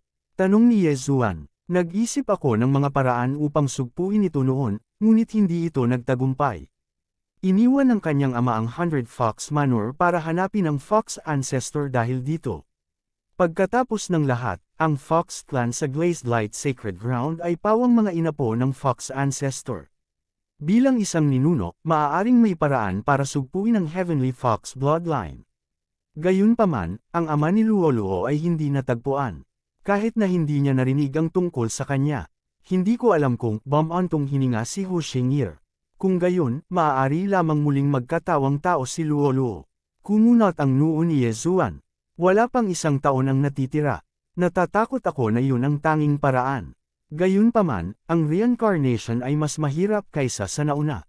Sa nakaraang ilang beses, inimbitahan ko ang Reincarnation City Lord at gumugol ng maraming pagsisikap upang matagumpay na muling magkatawang tao pagkatapos maglibot sa pagitan ng langit at lupa sa loob ng 100 taon. Sa pagkakataong ito, tinatansya ko na mayroon lang akong 20% na pagkakataon. Muling bumantong hininga si Hu Xingyi. Ang 20% na pagkakataon ng tagumpay ay 1 sa 5. Ito ay masyadong maliit. Kabanata 1526. Mayroon akong independent space. Kung papasok si Luoluo dito, hindi ko alam kung makakaligtas siya sa Heavenly Tribulation. Biglang sabi ni Yezuan. Ang independenteng espasyo na sinasabi niya ay ang plantasyong espasyo. Karaniwang nililinang ni Luoluo sa kanyang taniman. Nahulaan ko rin iyon. Gayunpaman, hiniling ko kay Zhuang Fei na magbukas ng espasyo, ngunit dumating pa rin ang Heavenly Tribulation. Hindi ako nangangahas na makipagsapalaran. Umiling si Hu Xingyi. Si Zhuang Fei ay ang 9-tailed fox na mayroong eye of space. Gayunpaman, ang space na binuksan niya ay iba sa system space ni Yezuan. Gayunpaman, hindi nang ahas si Yezuan na makipagsapalaran. Paano kung ang espasyo ng system ay mayroon ding Heavenly Tribulation? Hindi kaya mahihirapan si Luoluo noon. Gaano kalakas ang Heavenly Tribulation? Makakaligtas ka ba dito kung makapasok ka sa unperishable stage? Tanong muli ni Yezuan. Ang unang Heavenly Tribulation ay katumbas ng full power attack ng isang 9th level Samsara Realm expert. Pagkatapos noon, 2 Heavenly Tribulations na lang ang nakita ko. Bago dumating ang 2 Heavenly Tribulations na ito, ang Tribulation Clouds na nabuo ay sobrang nakakatakot na kahit ako ay nanginig. Sa tingin ko kahit isang unperishable stage expert ay hindi na makayanan pa yun. Iyon ay nangangahulugan na ang kapangyarihan ng Heavenly Tribulation ay tataas sa bilang ng mga reincarnation. Lahat ng naruroon ay hindi napigil ang malunok. Kung kahit na ang isang eksperto sa unperishable stage ay hindi makaligtas dito, kung gayon ito ay magiging mahirap. Nais ni Yezuan na mabilis na madagdagan ang kanyang cultivation at tulungan si Luoluo na makapasok sa unperishable stage para makaligtas siya sa Heavenly Tribulation. Gayunpaman, tila imposible ito ngayon. Masyadong maikli ang 1 taon. Kung mayroon akong 1 taon, maaari akong makapasok sa unperishable stage. Gayunpaman, ang Heavenly Tribulation ay lumalakas at lumalakas. Sino ang nakakaalam kung gaano ito kalakas sa pagkakataong ito? Nag-isip si Yezuan. Kasabay nito, sinubukan niyang maghanap ng isang bagay na maaaring sugpuin ang bloodline ng Heavenly Lord Fox. Gayunpaman, wala siyang mahanap. Sinubukan ni Hu Xingyi na sugpuin ang bloodline noon, ngunit ang ama ni Luoluo ay lumabas upang hanapin ang Fox Ancestor. Hindi lang siya walang balita, baka namatay na rin siya. Ang pangalawang paraan ay reincarnation. Gayunpaman, ang kahirapan ng reincarnation ay tumaas sa bawat oras. Si Hu Xingyi ay nagkaroon lamang ng 20% na pagkakataon na tulungan si Luoluo na muling magkatawang tao. Ang ikatlong paraan ay ang hayaang magtago si Luo-Luo sa planting space. Gayunpaman, ang Yezuan sa system space ay hindi rin sigurado.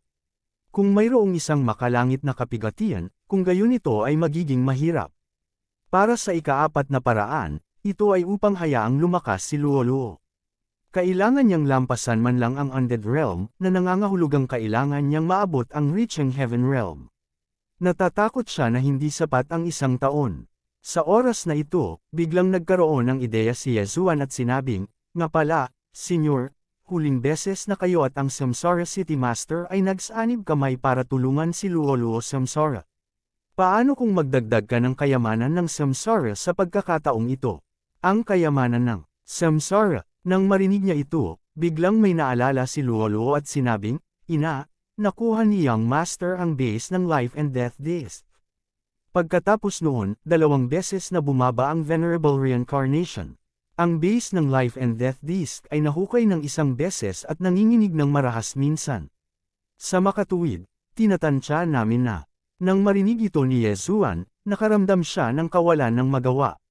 Sanay na siya sa pagtawag sa kanya ni Luo-Luo na Young Master, ngunit ngayong alam na niya na si Luo-Luo ay anak ng Manor Master ng 100 Fox Mountain Villa, kung tinawag pa rin niya itong Young Master, paano kung hindi masaya si Hu Xingye? Life and Death Play. Bahagyang nagulat si Hu Xingye. Ito ang unang pagkakataon na narinig niya ang pangalang ito, ngunit hindi pamilyar sa kanya ang Venerable Reincarnation. Huminto siya at nagsabi, "Sa palagay mo ba ang kagalang-galang na reincarnation na ito na biglang lumitaw ay ang orihinal na katawan ng Life and Death Disc? Isa ba itong artifact na naging demonyo?" Panipi, may isang halimbawa ng isang artifact na nagiging demonyo. Bukod doon, ganito rin si Wei Zhenchen, ngunit hindi siya maaaring mag-transform bilang isang tao. Kung ang Venerable Reincarnation na ito ay talagang nabuo ng Life and Death Disc, hanggat tinatalo natin siya pabalik sa kanyang orihinal na anyo, tataas ang success rate ng reincarnation ni Luo-Luo, sabi ni Yezuan. Kung ganoon nga, tataas talaga ang success rate, at hindi ito magiging maliit. This is a delaying strategy. Bahagyang tumango si Hu Xingye. Si Luo-Luo ay halos 18 taong gulang, at wala pang 1 taon ang natitira. Ang pinakamahalagang bagay ngayon ay magpabagal. Hanggat matagumpay na muling nagkatawang tao si Luo-Luo, magkakaroon ng maraming oras si Yezuan upang lumago. Hanggat siya ay lumaki sa isang tiyak na lawak, hindi ito dapat maging isang problema upang malutas ang problema ng Skylord Fox bloodline. Isinasantabi ang katotohanan na si Luo-Luo ay gumagala sa pagitan ng langit at lupa, may 18th taon pa pagkatapos ng kanyang kapanganakan. Kung bibigyan si Yezuan ng 18 taon, hindi magiging problema para sa kanya na maabot ang Heaven Completion Realm. Kakailanganin niya lamang ng 3 hanggang 5 taon. Gayunpaman, nagkaroon muli ng problema. Ang Venerable Reincarnation na ito ay nasa tuktok na ng 9th level Samsara Realm. Kung handa siyang tumulong, hindi maliit ang success rate. Gayunpaman, pinigilan namin siya ng Samsara City Governor, at sa pagkakataong ito, kinuha namin ang isang imperishable stage dragon bone. Siguradong nagdamdam siya, parang kailangan nating gumamit ng matigas na paraan. Panipi, kinaikit ni Hu Xingye ang kanyang mga mata at dahan-dahang sinabi. Dati, kapag si Hu Xingye at ang Samsara City Governor ay hindi nag-iingat, ang Venerable Reincarnation ay umakyat sa entablado kung saan siya ay makakalaban nila. Ito ay simpleng kamanghamanghang. Siyempre, kung ang 100 Fox Manor at Samsara City ay magpapakilaw sa lahat ng kanilang puwersa, hindi magiging problema ang pagtanggal sa Venerable Reincarnation. Pagkatapos magnilay-nilay sandali, sinabi ni Hu Xingye, "Gayunpaman, ang kagalang-galang na reincarnation ay lubhang maingat. Siya ay dapat na nasa isang lugar sa rotating chakra battlefield. Ang mata ng kalikasan sa ilalim ng Samsara City Governor at ako ay hindi makapasok sa rotating chakra battlefield. Marahil ay mahahanap natin ang Venerable Reincarnation sa pamamagitan ng base ng Life and Death Plate." Pagkatapos magsalita ni Yezuan, kinuha niya ang base ng Life and Death Plate. Kung ito ay tulad ng sa tingin mo, ito ay posible. Gayunpaman, mayroong isang limitasyon sa distansya. Sinabi ni Hu Xingye, ang rotating chakra battlefield ay hindi ganoon kadali. Walang administrator dito. At ang tatlong administrator ng Profound Death Battlefield ay nasa sarili nilang teritoryo. Kapag may lumitaw na kalaban, agad silang aaksyon at aalisin sila. Nang marinig ito, nagulat si Ye Zuan at ang iba pa. Sa Zuan Death Battlefield, pinapanatili ng tatlong administrator ang kaayusan at hindi pinahintulutan ang mga nasa 4th level Samsara Realm na umatake. Gayunpaman, sa Rotating Chakra Battlefield, sila ay gumagala lamang sa kanilang sariling mga teritoryo. Kapag nadiskubre nila ang isang kaaway, sisalakay sila ng walang pag-aalinlangan. Kung iyon ang kaso, magiging mahirap para sa kanila na makapasok sa mga teritoryo ng Venerable Reincarnation. Kung aatake kami ng Samsara City Governor, malalaman kaagad ng Venerable Reincarnation. Kung tutuusin, kung mas malakas ang aura ng isang tao, mas madarama ito ng Eyes of Nature. Sa kabilang banda, kung mas mababa ang cultivation ng isang tao, mas magiging mahirap ito, sabi ni Hu Xingye.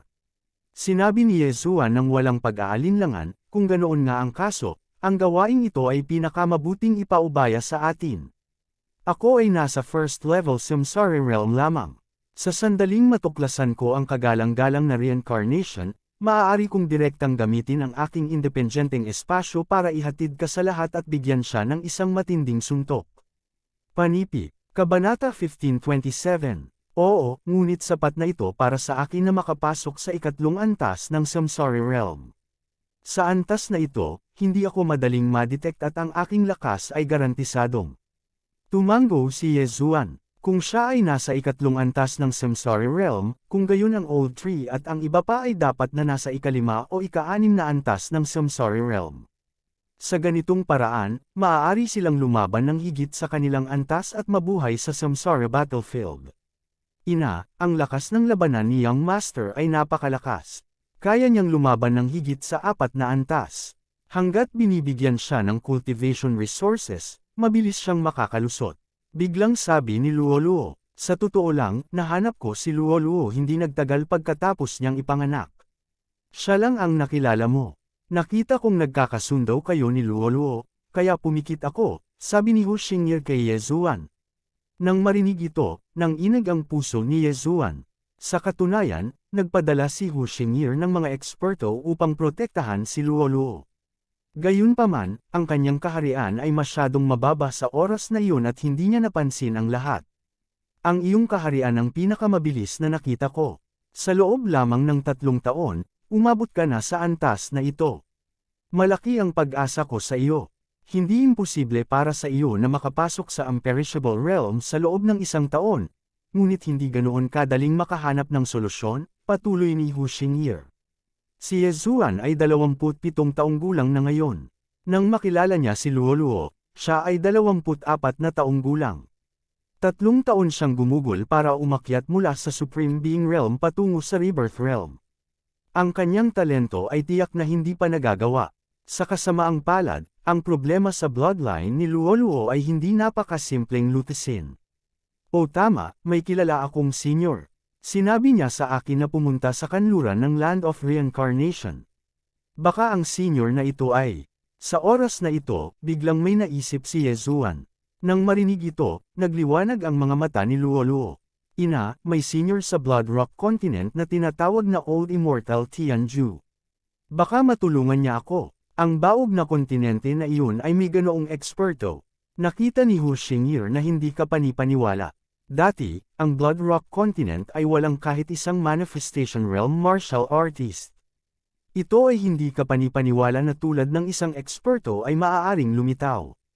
Tinansya ni Ye Zuan na ang Old Immortal Tianju ay tiyak na nasa Imperishable Realm. Hindi, siya ay nasa Imperishable Realm man lang. Noong nakaraang pagkakataon, binigyan ni Ye Zuan si Tianju Laoxia ng isang piraso ng Heavenly Treasure Map. Tinanggap ito ni Tianju Laoxian, at ang kanyang kalooban ay lubhang nag-iba. Sa pagkakataong ito, kung hiningi ni Ye Zuan ang kanyang tulong, maaaring posible. Pupunta na si Junior, agad na sabi ni Ye Zuan. Bago niya matapos ang kanyang sentensya, ang kanyang pangalawang clone sa Eastern Continent ay agad na tumungo sa Great Wasteland. Sa kanyang cultivation base, mabilis siyang nakarating. Pumasok ka, Mukhang alam ni Tianju Elder Immortal ang lahat habang nagsasalita siya. Iniska ni Yezuan ang lugar gamit ang kanyang Eye of Revelation at natuklasan na hindi pa rin niya nakikita ang formation.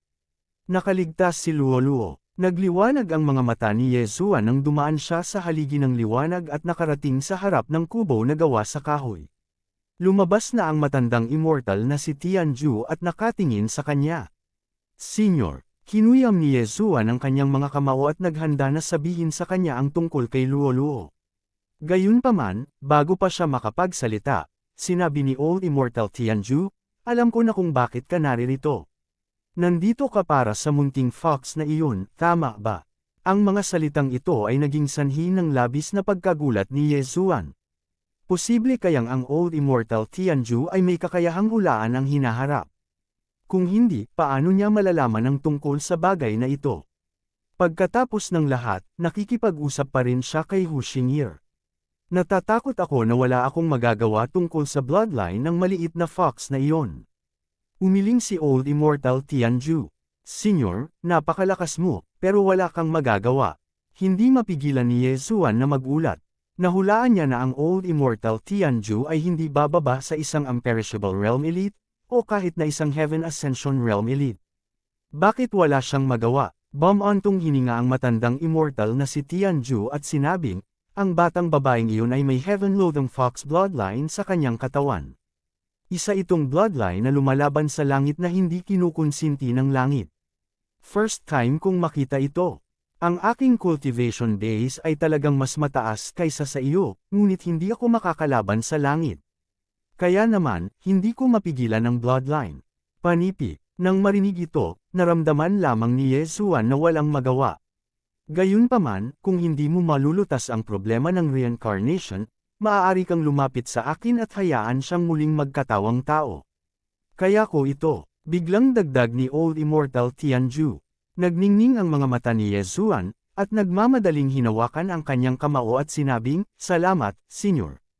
Kaagad, ipinasa niya ang mga salita ni Old Immortal Tianju sa pamamagitan ng kanyang orihinal na katawan. Matapos marinig ang magandang balitang ito, isang ngiti ang lumitaw sa malamig na mukha ni Hu Xingye. Sinabi niya, dahil ito ang kaso, ang problema sa reincarnation ni Luoluo ay maituturing na lutasin. Gayunpaman, ito ay magkakaroon ka ng pabor sa elder na iyon.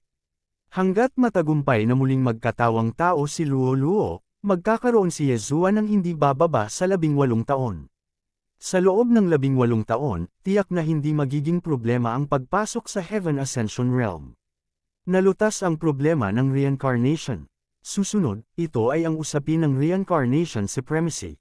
Senyor, hindi alam ang kinaroroonan ng reincarnation supremacy na iyon. Let me investigate. Biglang sabi ni Yezuan.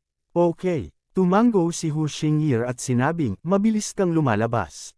Ano ang gusto mo? Sabihin mo lang sa akin.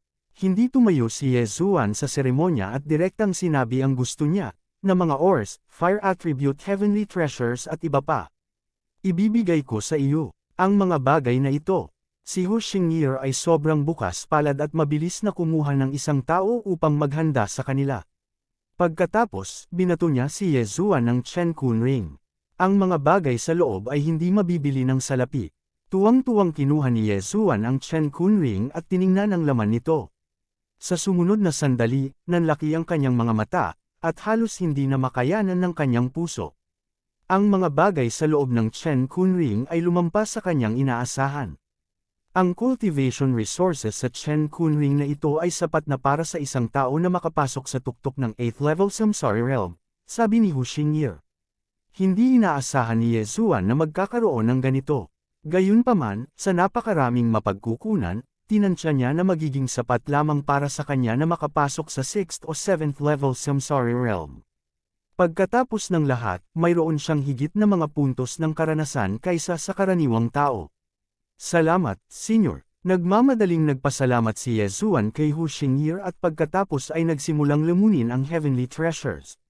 Ding! Nakalusot ang host. Ang host ay kasalukuyang nasa 2nd level Samsara Realm.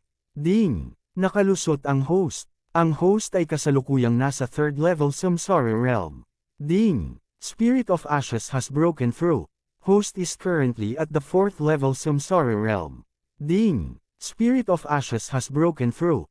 Host is currently at the 5th level Samsara realm. Ding! Nakalusot si Skeletal King. Ang host ay kasalukuyang nasa 4th level Samsara realm. Ding! Nakalusot si Skeletal King. Ang host ay kasalukuyang nasa 5th level Samsara realm. Ding! Nakalusot si Wei Zhenchen. Ang host ay kasalukuyang nasa 4th level Samsara realm. Ding! Nakalusot si Wei Zhenchen. Ang host ay kasalukuyang nasa 5th level Samsara realm. Bagamat nakakuha si Yezuan ng malaking halaga ng heavenly treasures, nagpigil siya dahil may misyon pang naghihintay sa kanya. Nararamdaman ni Hu Xingyi ang pagbabago sa aura ni Yezuan at hindi niya maiwasang ipakita ang nagulat na ekspresyon. Talagang may kakaibang kakayahan ang batang ito. Sa isang iglap, nakalusot siya mula sa 1st level Samsara realm hanggang sa 3rd level Samsara realm. Nakakakilabot. Ang mga ordinaryong tao ay hindi makalusot kahit makalipas ang libu-libong taon. Gayunpaman, nagawa ito ni Yezuan sa isang iglap. Kabanata 15:28. Ngayong nasa 3rd level na ako ng Samsara realm at ang old tree ay nasa 5th level ng Samsara realm, hindi dapat maging problema para sa akin na harapin ang 6th o 7th level ng Samsara realm. Bukod dito, mayroon akong malaking halaga ng mga likas na kayamanan sa aking lumalamon na espasyo. Kung makatagpo ako ng anumang panganib, maaari akong gumawa ng isang pambihirang tagumpay at malutas ang krisis. Panipi, napaisip si Yezuan sa kanyang sarili. Sa pagkakataong ito, mas mababa ang antas ng kanyang paglilinang, mas magiging ligtas siya. Pagkatapos ng lahat, ang kanyang layunin ay upang mahanap ang lokasyon ng Reincarnation Supremacy, hindi upang simulan ang isang patayan. Siyempre, kung gumawa siya ng isang pambihirang tagumpay sa isang pagkakataon, magagawa niya ang gusto niya sa rotating chakra battlefield. Gayunpaman, hindi magiging ganoon kadali na akitin ng Reincarnation Supremacy. Ayon kay Hu Xingyi, ang Reincarnation Supremacy ay napakaingat dahil natatakot siya na ang Samsara City Lord ay makipagsanib puwersa sa kanya. Kailan mo balak lumipat? Tanong ni Hu Xingyi. Saglit na nag-isip si Yezuan bago sumagot, wala nang oras para mawala. Lumipat na tayo. Nagpadala rin ang My 100 Fox Manor ng maraming henyo sa rotating chakra battlefield para mag-imbestiga. Mayroon akong mapa kung saan maaaring nagtatago ang Reincarnation Supremacy. Kunin mo. Pagkatapos magsalita ni Hu Xingyi, binato niya si Yezuan ng scroll ng balat ng tupa. Binuksan ito ni Yezuan at kinopya ito sa kanyang nilalamon na espasyo. May kabuuang 3 lugar sa mapa na pinaghihinalaang pinagtatagwan ng Reincarnation Supremacy. Ang isa ay tinawag na Life and Death Canyon, ang isa ay tinatawag na Reincarnation Peak, at ang huli ay tinawag na Mount Eternal. Pinalaki ni Yezuan ang mapa at nalaman na ang Life and Death Canyon ang pinakamalapit sa kanilang kampo. Doon daw muna siya makakatingin. Ang 3 lokasyong ito ay buod ng mga eksperto ng 100 Fox Manor, ngunit walang nakapunta doon dati. Pagkatapos ng lahat, kapag ang isang dalubhasa ay lumapit, ito ay magpapaalala sa kalaban. Walang alinlangan, si Yezuan ay nasa 3rd level ng Samsara realm at hindi siya mapapansin ng mga ordinaryong tao maliban kung natuklasan ang battle mark sa pagitan ng kanyang mga kilay. Dahil nakapagdesisyon na siya, agad na lumipat si Yezuan. Sa sandaling ito, isang binata ang biglang pumasok sa Reincarnation Hall. Si Zhuang Fei, na may Eye of Space. Dalhin mo siya sa gilid ng rotating chakra battlefield. Sinabi ni Hu Xingyi kay Zhuang Fei. Oo, Manor Lord. Tumango si Zhuang Fei at pagkatapos ay sinira ang kawalan at binuksan ang isang space door. Young Master, mag-ingat ka. Paalala ni Luo sa kanya. Siya ay kasalukuyang nasa tuktok lamang ng ika-9 na baitang ng yugto ng malalim na kamatayan. Bagamat malapit na siyang makapasok sa yugto ng samsara, ang kanyang kasalukuyang lakas ay malamang na hindi makakatulong. Sa makatuwid, hiniling sa kanya ni Yezuan na manatili sa 100 Fox Manor at samahan si Hu Xingyi. Sige, tumango si Yezuan at agad na inakay ang Old Tree, Skeleton King, at Wei Zhenchen sa space door.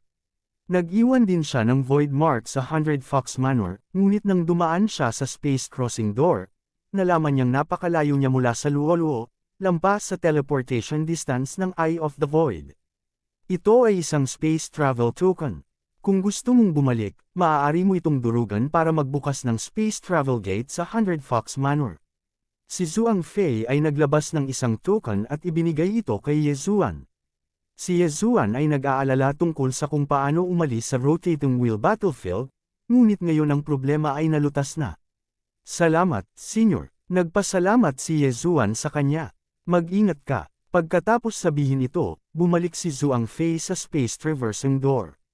Sa sandaling ito, si Ye Zuan ay nasa rotating wheel battlefield, sa hangganan ng kanlurang kampo malapit sa hilagang kampo. Susunod, pupunta siya sa Life and Death Canyon at gagamitin ang base ng Life and Death Compass para tingnan kung naroon ang Reincarnation Venerable. Napakahalaga ng misyong ito. Pagkatapos ng lahat, ang Reincarnation Venerable ay mahiyain tulad ng isang daga at natatakot na atakihin ng Reincarnation Fox at ng Samsara City Master. Hindi niya maalerto ang kaaway, kailangan niya itong patayin sa isang suntok. Pagkaalis ni Zhuang Fei, agad na kumilos si Ye Zuan at sumugod patungo sa hilagang kampo ng rotating wheel battlefield. Ang mga hangganan ng Zuan Life Battlefield at ang Zuan Death Battlefield ay palaging napakapopular. Gayunpaman, iba ang rotating chakra battlefield. Ito ay dahil ang lahat ng tatlong kampo ng rotating chakra battlefield ay mayroong eyes of myriad forms. Kapag may nadiskubre silang kalaban, agad nilang papatayin. Sa makatuwid, madaling nakapasok si Ye Zuan sa teritoryo ng hilagang kampo sa pagkakataong ito. Ang Life and Death Canyon ay nasa timog silangan ng hilagang kampo, malapit sa silangang kampo ng Samsara City Master. Sa aking bilis, aabutin ako ng higit sa 1 buwan upang maabot ito.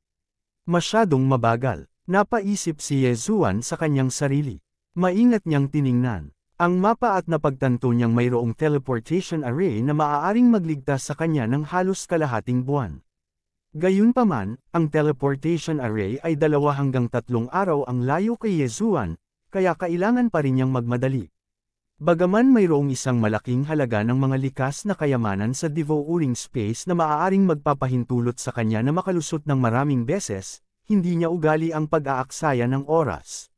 Siya ang namamahala sa paglalakbay habang ang Old Tree, Skeletal King, at Wei Zhenchen ay naghiwalay at pinatay ang mga kaaway sa daan upang madagdagan ang kanyang layunin sa pagpatay.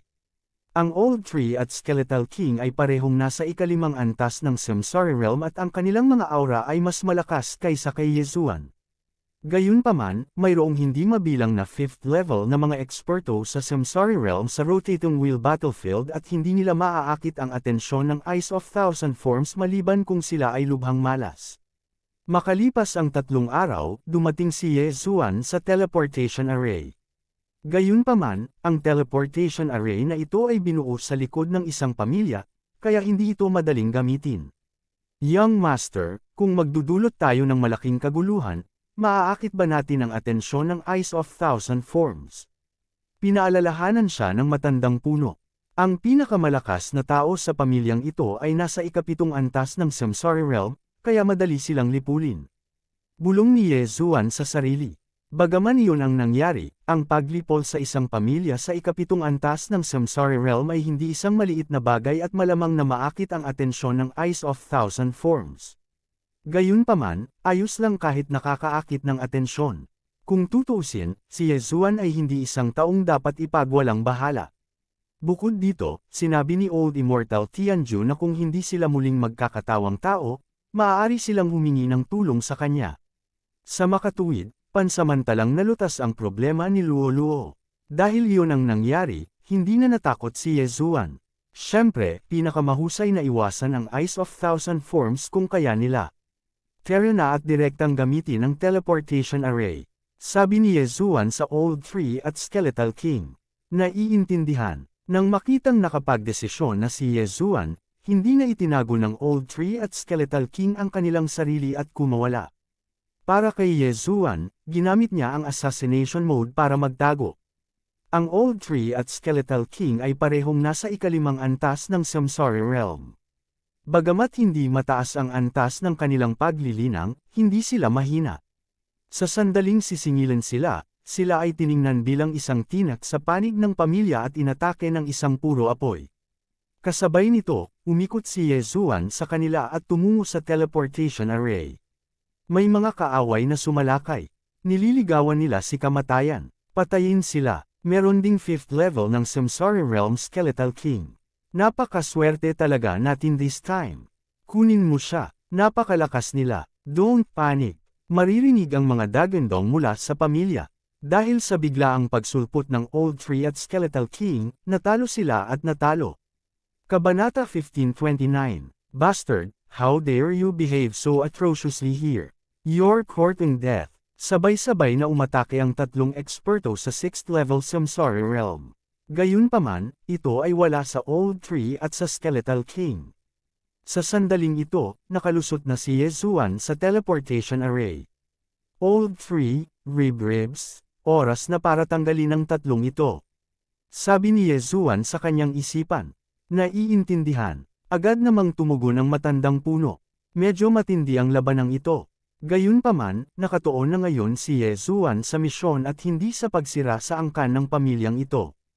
Sa kalagitnaan ng labanan, biglang nawala ang Old Tree at ang Skeletal King. Ang mga ito ay iniingatan ni Yezuan sa lugar ng pagtatanim. Nasaan sila? Imposible, dapat may tinatago sila. Hanapin mo sila. Ang Skeletal King ay isang bihirang kakaibang hayop. Dapat natin itong hulihin. Nakapatay sila ng napakaraming tao. Hindi natin sila dapat pakawalan. Nagkagulo ang angkan ng pamilyang ito. Ang labanan ay tumagal lamang ng 5 segundo. Gayunpaman, sa 5 segundong ito, ang Old Tree at ang Skeletal King ay nagsanib puwersa upang pumatay ng maraming tao, kabilang ang isang eksperto sa 6th level Samsara Realm. Pagkatapos, pumasok si Yezuan sa teleportation array at inactivate ito. Whoosh! Nagsimulang gumana ang teleportation array at sumikat ang liwanag sa kalangitan.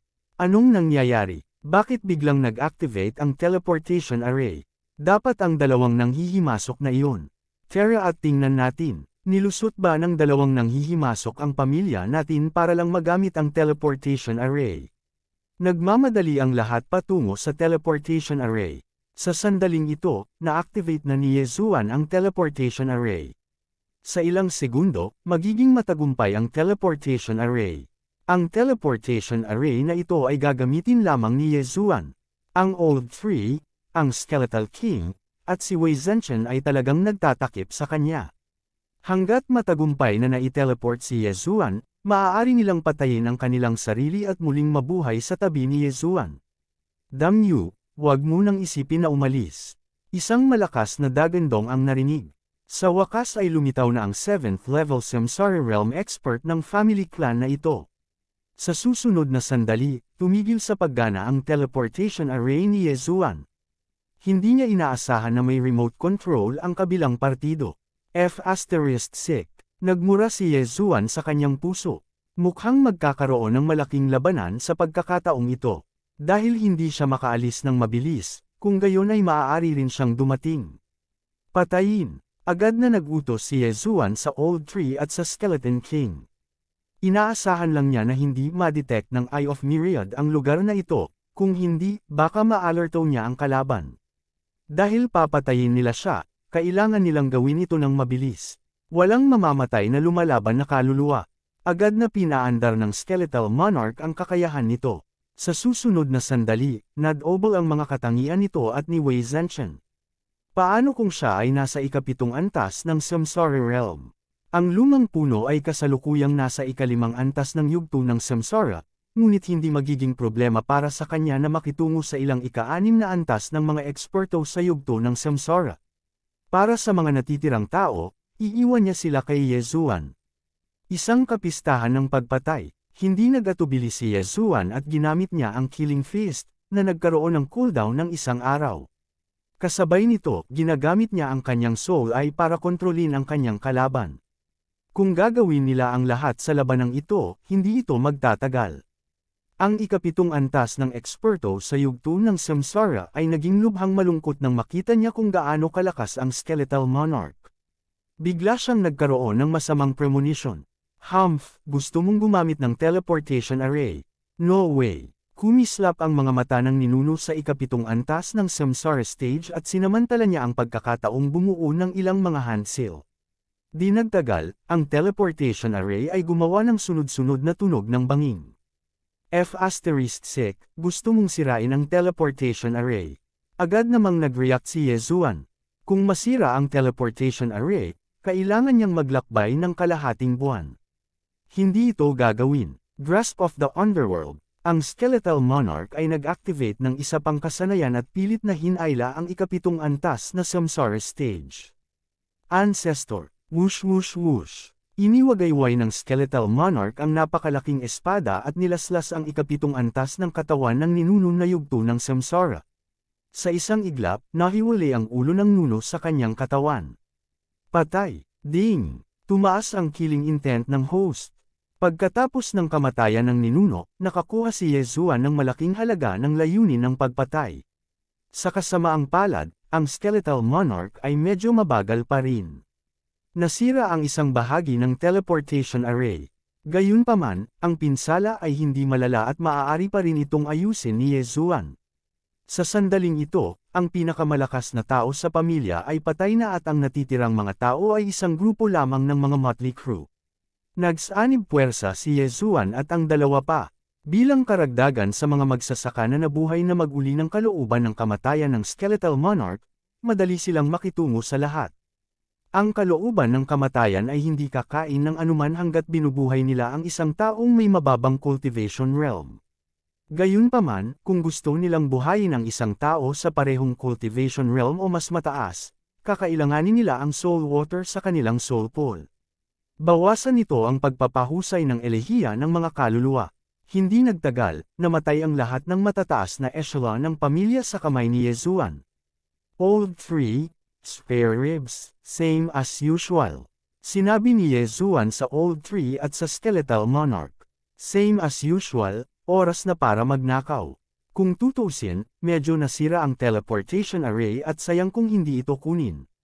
Ding, nagsisimula ng ayusin ang teleportation array.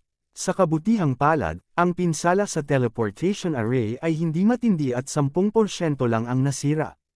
Gayunpaman, aabutin ng higit sa kalahating araw para maayos. Sa bagay, medyo malayo ang teleportation array. Nililigawan ng pamilyang ito si kamatayan. Si Yezuan noong una ay gusto lang itong hiramin at ayaw niyang gumawa ng masyadong gulo. Gayunpaman, nang makita nila ang Old 3 at ang Skeletal Monarch, lahat sila ay tila nabaliw. Walang pagpipilian si Yezuan kundi gawin ito. Kung hindi, talagang handa siyang palayain ng pamilyang ito. Ang hanay ng teleportasyon ay nagsimulang dahan-daang ayusin. Ang mga tao sa pamilyang ito ay umalis na, si Yezuan lang at ang dalawa pa ang natira. Hulaan ni Yezuan na pumunta sila para kumuha ng reinforcements. Kung ang manager ng kampo ng Reincarnation Supremacy ay dumating, ito ay magiging mahirap. Umaasa lang si Yezuan na makakaalis siya sa lugar na ito bago pa malaman ng manager. Gayunpaman, ang mga bagay ay hindi kasing dali ng inaakala. Habang inaayos ni Yezuan ang teleportation array, isang malaking mata ang biglang lumitaw sa kalangitan. Ang mata ng kalikasan. F***, nangyayari na ang kinakatakutan ko. Nagmura si Yezuan at agad na itinaas ang kanyang atensyon. Sinasabi na ang Eyes of Myriad Forms ay isang eksperto sa ikasyam na antas ng Samsara Realm. Kahit na ito ay isang special attack, ito ay sapat na upang agad na patayin si Yezuan. Sa sandaling ito, handa na si Yezuan na kainin ang mga kayamanang iyon. Gayunpaman, kung gagawin niya iyon, ang Old 3 at ang kaharian ng Skeletal Monarch ay tataas din. Hindi magandang senyales iyon. Gayunpaman, pagkatapos lumitaw ang Eye of Nature, hindi ito agad umatake. Sa halip, ito ay naging isang ilusyon na figure. Si Yezuan ay hindi pamilyar sa ilusyon na ito. Hindi siya ang tumulong sa dalawa pa na patayin ang Skeletal Dragon noong araw na iyon. Kakaiba, ang Reincarnation Supremacy ba ay may mata ng kalikasan? Agad namang nag-react si Yezuan. Hindi itong Eye of Nature ang nakatagpo niya noong araw na iyon. Hindi ganoon kalakas ang aura ng taong ito. How dare you behave so atrociously in the Supremacy's territory? Malamig na sabi ng illusory figure na mukhang binata. Hindi ko ba kayang patayin ang kalaban at makakuha ng mga merito sa labanan? Kabanata 1530. Ito ay isang mundo kung saan ang malakas ay iginagalang. Sino ang hindi pumatay ng iba para sa kanilang mga kayamanan? Higit pa rito, ito ay ang rotating chakra battlefield na nahahati sa mga paksayon. Gusto kong makita kung kasing lakas ng bibig mo. Biglang kumislap ang mga mata ng binata. Sa susunod na sandali, ang hangin sa harap ni Ye Zuan ay pumikit at sumabog. Bang! Gayunpaman, umalis na si Ye Zuan bago ito mangyari. Ang pag-ataking ito ay higit sa 10 beses na mas mahina kaysa sa pag-atake mula sa ika-9 na antas na eksperto sa Samsara Realm. Kung ito ang eksperto sa Eyes of Myriad sa ilalim ng Reincarnation Supremacy, sisubog na sana ang katawan ni Ye Zuan at hindi na sana siya nakaligtas. Sa kasamaang palad, ang taong ito ay hindi eksperto sa Eyes of Myriad. I see, mayroong higit sa 3 manager sa rotating chakra battlefield. Maraming eksperto sa Eyes of Myriad. I knew it. Naunawaan kaagad ni Ye Zuan. Ito ay dahil nagpadala siya ng voice transmission kay Luo Luo at nakatanggap ng tugon ni Hu Xinger. Maraming eksperto sa Eyes of Myriad sa 100 Fox Manor. Bagamat hindi marami sa kanila ang magagamit sa kalawakan, paminsan-minsan ay nagpapatrol sila sa larangan ng digmaan. Ang ilan sa kanila ay nasa ika-6 na antas lamang ng Samsara Realm, habang ang iba ay nasa ika-8 antas. Hanggat may natuklasan silang kalaban sa kanilang teritoryo, agad nilang isusumbong ito at magpapadala ng mas malalakas na tao upang harapin sila. Maraming peking manager sa teritoryo ng Reincarnation Supremacy, at isa sa kanila ang binatang ito. Tinansya ni Ye Zuan na ang binatang ito ay nasa ika-7 antas lamang ng Samsara Realm. Siyempre, hindi karaniwan ang mga maaaring maging peking manager. Ang lakas ng pakikipaglaban ng binatang ito ay malamang na hindi kapantay ng patriarch ng pamilyang ito. Gayunpaman, hindi siya sineseryoso ni Ye Zuan. Matandang puno, tadyang, ikalat mo siya. Agad namang nag-utos si Ye Zuan sa kanilang dalawa. Roger, nang marinig ito, mabilis na nag-flash out si Old Shu. Nililigawan mo si kamatayan. Agad namang umatake ang binata nang makitang umatake ang dalawa. Sa kasamaang palad, ang Old Tree at Skeletal King ay hindi madaling harapin at madaling nakaiwas sa kanyang pag-atake. Hindi alintana kung ito ay lakas ng pag-atake o bilis ng pag-atake, sila ay mas mababa kaysa sa taong iyon. Ano ang silbi nitong Eyes of Myriad? Damn it! Galit na nagmura ang binata. Sa sandaling ito, nagkataon lang na kumikislap ang matandang puno sa tuktok ng kanyang ulo. Pagkatapos, inilabas niya ang isang nagniningas na kamao at tinamaan ang Eye of All Things. Bang! Ang mata ng lahat ng anyo ay nanginig ng gusto ng ito ay salakayin. Pagkatapos ay dumating ang pag-atake ng Skeleton King. Hiss! Isang malutong na tunog ang umalangaw habang ang Eye of Myriad Forms ay hinampas, na naging dahilan upang muling manginig. Damn it! If you have the guts, don't leave. Fight my true body. Nagmura ang binata. Oh, ang iyong kabanalan. Panipi. Nang marinig ito, itinaas ni Ye Zuan ang isang kilay at nagtanong, gaano katagal? I'll be there soon, you bunch of trash. Wait until my true body comes, siguradong papatayin ko kayong lahat. Galit na sabi ng binata. Noong una, gusto ni Ye Zuan na umalis muna at hintayin ang pagkakaayos ng array bago bumalik. Gayunpaman, matapos marinig ang sinabi ng binata, bigla siyang nagbago ng isip. Ang binatang ito ay may isang pares ng mata ng myriad forms, at nilinang niya ang mga ito hanggang sa puntong magagamit niya ang mga ito sa kalawakan. Kung malalamon sila ni Ye Zuan, hindi lamang niya mapapalaki ang kanyang kapangyarihan sa myriad forms, ngunit maaaring magkaroon din siya ng kakayahang maglakbay sa kalawakan. Dapat patayin ang binatang ito. Sige, maghihintay ako dito. Agad na sumagot si Ye Zuan. Malamig na ngumuso ang binata. Pagkatapos, winasak ng Old Tree ang Eye of Myriad Forms gamit ang isang suntok, at nawala ang silhouette ng binata. How dare a 7th level Samsara Realm Cultivator magpakita sa harap niya? Nililigawan niya si kamatayan. Oo nga, 3 minuto pagkatapos masira ang Eye of Myriad Forms, dumating talaga ang pangunahing katawan ng binata. Tila siya ay nasa malapit at nagkataong nasaksihan ang pagkawasak ng pamilyang ito. Matandang puno, tadyang, pumunta ka at harapin mo siya. Sabi ni Yezuan sa kanilang dalawa. Kasabay nito, idinagdag niya, gamitin ang sky-shattering meteor slash. You must kill him in one hit. Matapos matanggap ang utos, si Old Tree at ang Skeleton King ay agad na sumingil. Hindi ka talaga umalis. Nililigawan mo si kamatayan. Hindi na nag-aksaya ng hininga ang binata at nag-condense ng isa pang Eye of Myriad Forms. Pagkatapos, ang kanyang tunay na katawan at ang Eye of Myriad Forms ay sabay na umatake. Tumayo si Yezuan sa tabi ng transportation formation at pinanood ang labanan. Ang kanyang atensyon ay hindi buo sa labanan. Pinagmamasdan pa rin niya ang paligid kung may dumating na ibang mga manager. Kung may mali, agad siyang aakyat sa langit at gagawa ng isang pambihirang tagumpay kung kinakailangan. Siguro kung ang batang ito ay nagpaalam sa iba, mas mabuting mag-ingat, napaisip si Yezuan sa kanyang sarili. Sa sandaling ito, ang Old Tree at ang Skeleton King ay nakikipag-away na sa binata. Tunay na makapangyarihan ang binata, higit na makapangyarihan kaysa sa namatay na patriarch ng pamilya. Bilang karagdagan, ang kanyang tunay na katawan ay dumating, at ang Eye of Myriad Forms ay makapangyarihan. Talagang pantay-pantay siya sa Old Tree at sa dalawa pa. Kung hindi dahil sa Immortal Phoenix Bloodline, Old Tree, Skeleton King, at Wei Zhenchen ay maaaring natalo. Sa sandaling ito, biglang nagkaroon ng masamang premonition si Yezuan, na nagdulot sa kanya ng pag-aalalang ekspresyon. Kalimutan mo na, gagawa ako ng panibagong breakthrough. Sa sandaling ito, biglang nagdesisyon si Yezuan. Kaagad pagkatapos, ang Skeleton King ay biglang naglaslas, at isang madilim na kulay abo na espada na chi ang tumama. Nakakasira ng langit na umaagos na bato slash. Ang kapangyarihan ng pag-ataking ito ay pangalawa lamang sa Unicorn's Descent, ngunit hindi ito ganoon kadaling tamaan. Not a bad attack, but it can't hit me. So what if it's strong? Namilog ang mga mata ng binata, ngunit hindi siya gumagalaw. Whoosh whoosh. Ang sky-shattering flowing rock slash ay dumaan sa ulo ng binata at hindi siya nasaktan. Gamit ang Eye of Revelation, nakita ni Yezuan na ang sky-shattering flowing rock slash ay naitaboy ng All Creation's Force na nakondensed ng binata.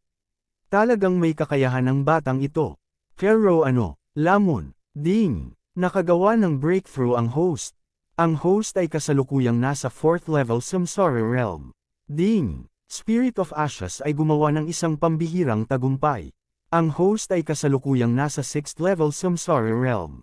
Ding! Si Wei Zhenchen ay gumawa ng isang pambihirang tagumpay. Ang host ay kasalukuyang nasa 6th level Samsara Realm.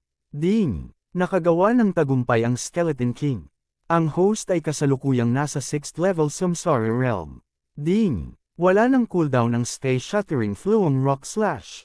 Sa sandaling napalampas ang sky-shattering flowing rock slash, direktang nilamon ni Yezuan ang isang malaking halaga ng mga kayamanan at pumasok sa 4th level Samsara Realm. Ang sky-shattering flowing rock slash nakatatapos lang. Niyang gamitin ay naibalik din dahil sa mga ores na kanyang kinain. Ngayon, ang Old Tree, ang Skeleton King, at ang Old Tree ay isang antas lamang ang layo mula sa binata. Kung magsanib puwersa sila, malamang ay madali nilang madurage ang binata. Laking gulat ng binata nang maramdaman niyang tumaas ang aura ng matandang puno at ng Skeleton King. Paano naging posible na pareho silang nakagawa ng tagumpay sa gitna ng labanan? Talagang may kakaiba dito. Ito ay dahil ang lumang puno ay nakagawa ng isang tagumpay mula sa 5th level Samsara Realm hanggang 6th level Samsara Realm. Hindi lang siya pumasok sa 6th level Samsara Realm. Gayunpaman, ang binata ay walang oras upang isipin ito. Ito ay dahil ang mga pag-atake ng Old Tree at ng Skeleton King ay agad na naging ilang beses na mas malakas.